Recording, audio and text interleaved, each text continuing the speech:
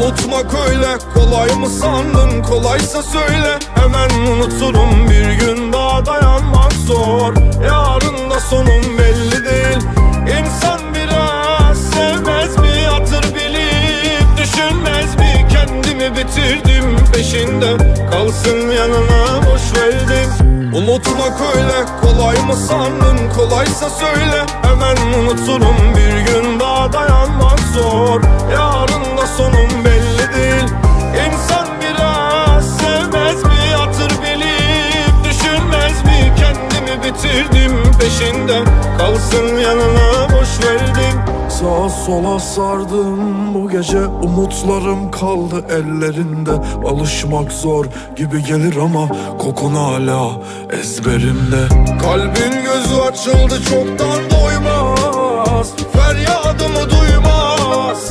Can candan ayrı kalmaz, kalmaz. Zaman gelir geçer kalır izi, bir vedanla harcadın bizi. Yaşarken öldüm ve gömdüm, yalnızlığım anlatır beni.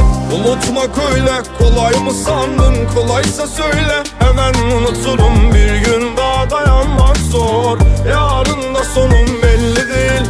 İnsan biraz sevmez mi? Hatır bilip düşünmez mi? Kendimi bitirdim peşinde, kalsın yanına boş verdim. Unutmak öyle kolay mı sandın? Kolaysa söyle hemen unuturum. Bir gün daha dayanmak zor, yarın da sonum belli değil. İnsan biraz sevmez mi? Hatır bilip düşünmez mi? Kendimi bitirdim peşinde, kalsın yanına boş verdim.